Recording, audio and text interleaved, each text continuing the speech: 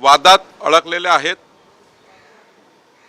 देवस्थानालाही फायदा होत नाही आणि शेतकऱ्याचाही निर्णय होत नाही। त्यामुळे एक विस्तृत कायदा आणण्याची गरज आहे। काल आम्ही महसूल खात्याच्या वेबसाईटवर देवस्थान इनाम जमिनीचा कायदा हा पब्लिक हिअरिंग करता, जनसुनावणी करता किंवा जनतेचे सजेशन घेण्याकरता किंवा देवस्थान इनाम जमिनीमध्ये देवस्थानाचे म्हणणं ऐकून घेण्याकरता लेखी सादर करण्याकरता काल वेबसाईटवर प्रकाशित केलेला आहे।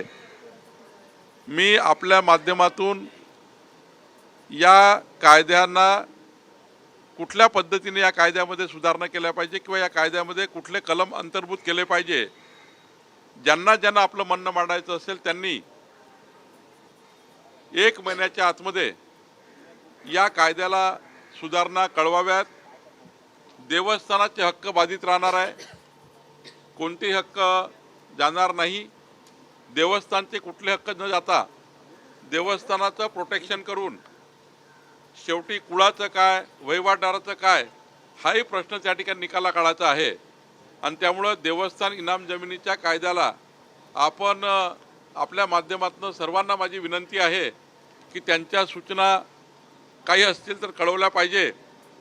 ज्या काही महाराष्ट्रातनं देवस्थान इनाम जमिनीकरता सूचना येतील, सुधारणा येतील आमच्या कायद्यामध्ये, त्या सर्व आम्ही अंतर्भूत करू आणि येणाऱ्या जुलैमध्ये देवस्थान इनाम जमिनीबद्दलचा कायदा महाराष्ट्राचं सरकार या ठिकाणी सभागृहामध्ये आणेल।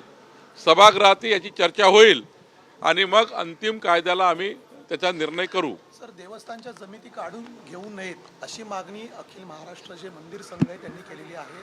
त्यांचं म्हणणं आहे की देवस्थानाचा संपूर्ण जे कारभार आहे तो याच जमिनीतून येणाऱ्या महसुलावर चालतो, त्यामुळे या जमिनी हिरावून घेण्याची भीती आता ते व्यक्त करतायत। मी आपल्याला आपल्या माध्यमातून देवस्थान समितीच्या सर्व ट्रस्ट असतील, संघ असेल त्यांना आश्वस्त करतो, कुठलाही हक्क देवस्थानाचं न जाता यामध्ये जे वाद चालू आहे या वादाला निपटारा केला पाहिजे।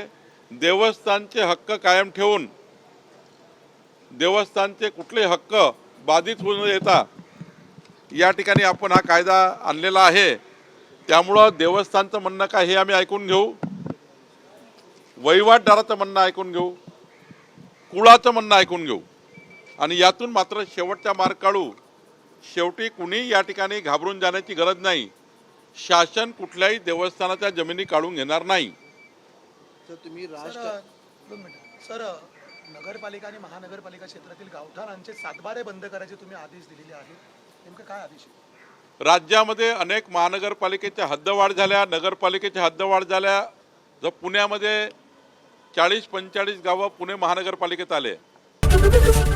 एबीपी माझा, उघडा डोळे बघा नीट।